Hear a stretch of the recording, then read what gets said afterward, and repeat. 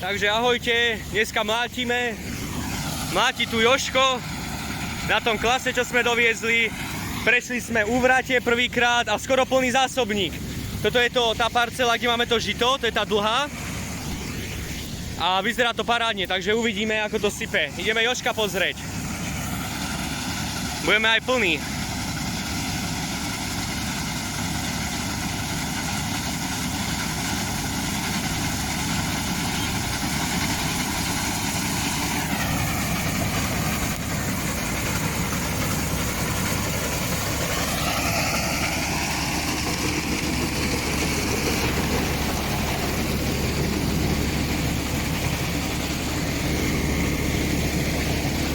Ideme asi aj traktor nachystať.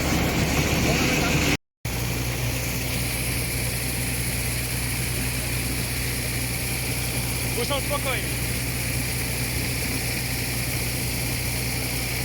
Vydám jačnej. No zase. Musím to preladiť, nech to nemláti tak dobre. Plný zásobník máme. Kolega Jožko, ešte je čistý. Zatiaľ.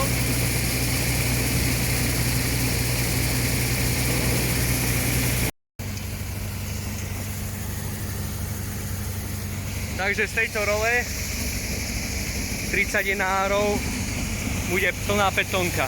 Vyzerá to tak, plná nie, ale jačmen mi sem nevejde. Uvidíme. Takže kosíme ďalšiu rolu, to je 15 árov a tiež tu bude plný zásobník.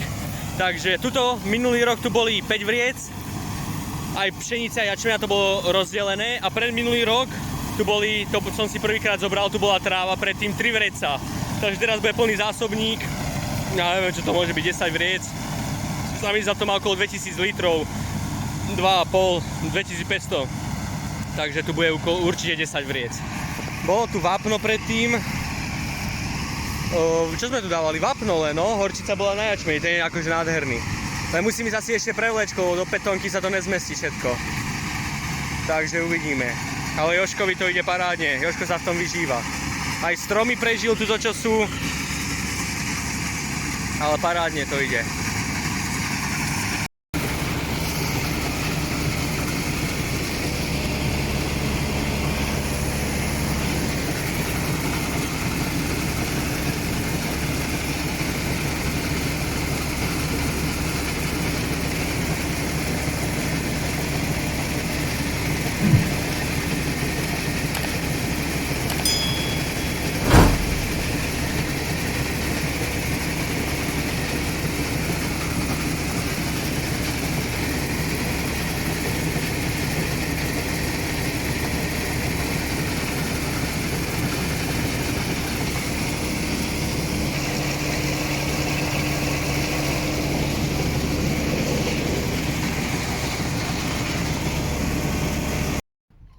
No, takže už tu máme povrecované všetko. No a zo 70 árov som mal pekných 50 vriec. Z toho bolo 20 asi jačmeňa, alebo skôr 17 vriec jačmeňa a 33 pšenice.